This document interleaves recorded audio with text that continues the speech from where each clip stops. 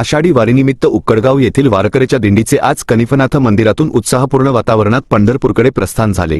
ज्ञानोबा तुकारामांच्या जयघोषात, टाळ मृदुंगाच्या गजरात आणि विठ्ठल नामाच्या अखंड गजरात दिंडी मार्गस्थ झाल्याने परिसर भक्तिमय झाला होता। दिंडीत सहभागी झालेल्या पुरुष वारकऱ्यांच्या हातात टाळ असून ते अभंग आणि हरिनामाचा गजर करीत मार्गक्रम करत होते। महिला वारकऱ्यांनी डोक्यावर तुळशी वृंदावन घेऊन पारंपरिक वेशभूषेत सहभागी झाले होत। वारकऱ्यांची परंपरा जपली। पांडुरंगाच्या प्रतिमेने सजवलेला रथही दिंडीसोबत आकर्षक केंद्रबिंदू ठरला। रथाचे दर्शन घेण्यासाठी भाविक भक्तांनी मोठी गर्दी केली। तुम्ही दिलेला मजकूर खालीलप्रमाणे आहे।